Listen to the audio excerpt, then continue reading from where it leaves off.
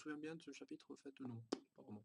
Bon, je sais, vous allez me dire, oh mec, t'es rabat-joie, encore une fois, tu commences déjà ces vidéos en disant, ouais, mais One Piece, voilà, et tout, c'est chiant, c'est ennuyeux. Non, en fait, c'est pas ça que je veux dire. En fait, je me suis rendu compte vraiment d'un truc, je me rends compte tout le temps de trucs, j'ai l'impression, mais ces temps-ci, il n'y a pas de scène mémorable dans One Piece. Bon, alors, certains diront, oui, mais s'il y a des scènes mémorables, c'est Kiros qui arrive à survivre aux attaques de Diamante, qui le bute et tout. Je veux dire, oui, et en même temps, non. Parce que des scènes mémorables, c'est genre Luffy qui donne un coup de poing à Tenryubito.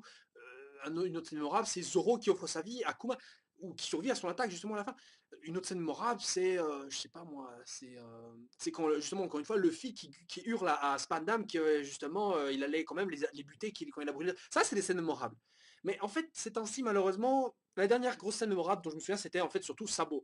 C'était surtout ça, c'était vraiment Sabo parce que le reste, c'était juste un peu de déception. C'est Luffy qui s'est botté les culs par de Flamingo et qui, j'ai l'impression, n'a pas du tout changé, qui fonce dans le tas et qui donne des coups de poing encore. Vous allez me dire, oui, mais voilà, Luffy est toujours comme ça. Oui, et en même temps, non, parce que Luffy est censé aussi avoir grandi un peu, je veux dire, ne serait-ce qu'au terme dans sa mentalité, genre avec les autres, ok, il reste le même, mais dans un combat, j'aimerais aussi qu'il évolue, qu'il devienne un peu plus intelligent stratégiquement. Bon, je dis, parce que le mec, il est pas non plus très con. Pardon. Il n'est pas non plus très con parce que si on se souvient du combat contre Nel, le mec il a quand même réussi à trouver des stratégies pour combattre le mantra. Je veux dire, vous aurez eu ça contre vous, est-ce que vous auriez pensé directement au ricochet ou des trucs dans le genre? Non, pas du tout. Ouais, enfin peut-être pas directement, mais voilà. Donc, et ces chapitres aussi ne fait donc pas exception à ce que je dis, parce qu'en soi, il se passe pas vraiment grand chose. Bon, alors, la fin du chapitre s'accélère un peu, où Zoro, donc, enfin, va terminer, j'espère, son combat contre Bigger, parce qu'il a enfin mis son bandeau. Et vous savez que quand il met son bandeau, bah, il rigole plus, là.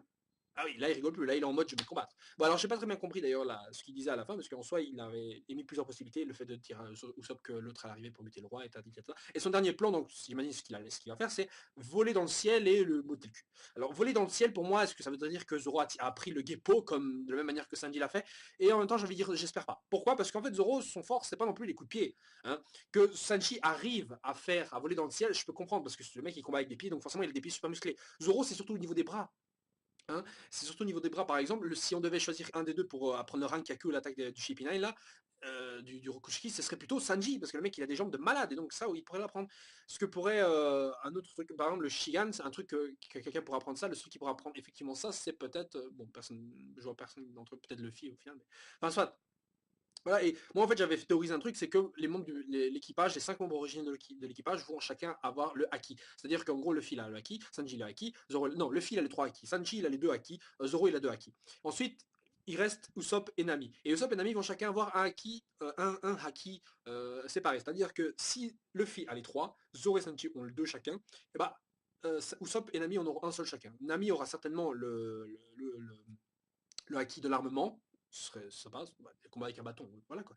Le haki de l'armement, et Usopp aura au contraire justement le haki de l'observation. C'est-à-dire on a déjà vu d'ailleurs ça, on a déjà vu pardon des petites démonstrations lorsque celui-ci allait sniper une deuxième fois ce gars. Et je suis pas surpris d'ailleurs. Franchement, que le roi futur roi sniper n'est pas n'est pas le haki de l'observation, putain mais c'est de la merde ça. Donc j'imagine qu'il l'a et une forme évoluée qui se rapprocherait presque d'un mantra. Donc le mec il a un haki de l'observation super fort qu'il doit encore développer. On a dit que Nami aura peut-être de la même manière que les pirates Kuja, elle aura un acquis d'armement qu'elle pourra transmettre sur son bâton. Hein. Ce serait cool. Un peu comme Sabo aussi avec son bâton de fer là. Bref. Donc pour en revenir pour ce chapitre, pardon, bah, on n'a vraiment rien de très très, je dirais, concret. On a surtout la fin donc du combat entre Diamante et Kiros. Bon alors, c'est vrai que j'en parle pas des masses parce qu'en plus j'ai pas fait de review dessus. Mais en soi, ce combat, voilà, c'était tout ce qu'on retient, c'est que Kiros, c'est super courageux. C'est tout. Il botte le cul de Diamante qui a vraiment pas fait une grande impression et qui, voilà, maintenant, est foutu. Tant pis. Voilà. Par contre, il faut avouer que Kiros, effectivement, est véritablement un Rotokona, comme l'aurait dit Elfman, dans vérité, mais un véritable mec. Donc le mec, il protège, il veut surtout pas laisser sa fille combattre, parce qu'au final, sa fille, bien qu'elle soit gladiateur, n'a jamais blessé ou blessé quelqu'un, effectivement. Même Luffy, il n'aurait pas réussi. Et donc son père veut continuer à maintenir cet état-là des choses, et donc bute Diamante à sa place. Robin, au final, n'aura servi qu'à protéger connasse. Rebecca et Rebecca connasse, hein, pas Robin. Et d'ailleurs, Robin, on voit que celle-ci a même subi des dégâts au niveau du dos, là, je sais pas si j'ai bien compris, donc il n'a pas totalement esquivé l'attaque de Diamante. D'ailleurs, très originale la façon dont celui-ci d'ailleurs a utilisé son fruit du démon avec en fait des boulettes qu'il a lancé comme des confettis papier et en fait bam il les a rendus durs de nouveau. Moi je trouve ça super original. C'est un de ces trucs que j'adore dans One Piece, c'est qu'il y a des pouvoirs très intéressants qui sont utilisés de manière très originale. Bon, après ça, après ce combat, voilà, il reste pas grand chose, il reste encore une fois Zoro, voilà, qui arrive même pas à buter Picker. Bon, Picker en même temps, le mec il a un fruit du monde super cheaté, ou le fruit du golem, je vais l'appeler comme ça, où le mec il fusionne avec un mur, donc peu importe combien de fois tu détruis ce machin, il peut se reconstruire de manière illimitée et même faire un truc géant, quoi. Hein. Donc moi, c'est un truc que je me dis, le mec il prend même pas au sérieux Zoro, et ça, il va le regretter. J'espère que Zoro va nous sortir une nouvelle technique, un truc de malade, hein, un peu comme le 1080.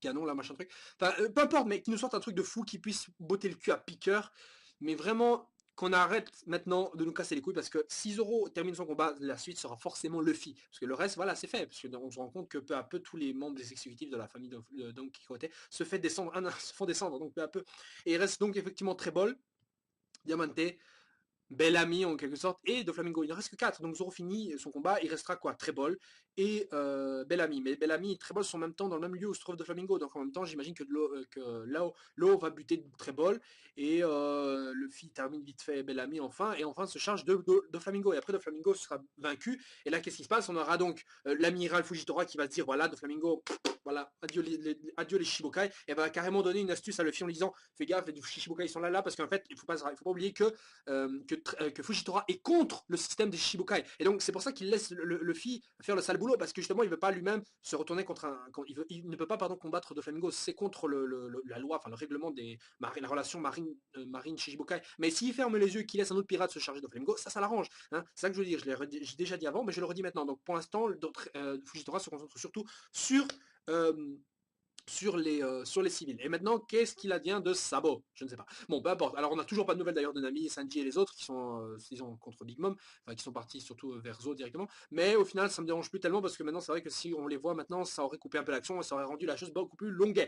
Et de ce côté-là, bah, j'ai pas envie. Bref, sur ce, les gens, on se retrouve la semaine prochaine pour le prochain chapitre de One Piece. Qu'est-ce qu'il y a à retenir sur ce chapitre aussi? Il n'y a pas grand chose qui se produit. Et c'est encore une fois un chapitre, on prépare la fight, on prépare la fight. Mais putain, mais allez-y, la fight, on connaît, on sait, elles sont toutes très importantes. Pas la peine de nous donner des enjeux, genre, faut arrêter Piqueur parce que sinon il va buter le roi. Lui, le roi lui-même qui s'est cassé de la colline où il se trouvait justement. Bref, sur ce, les gens, vraiment, ciao, ciao, et à la semaine prochaine. Zip.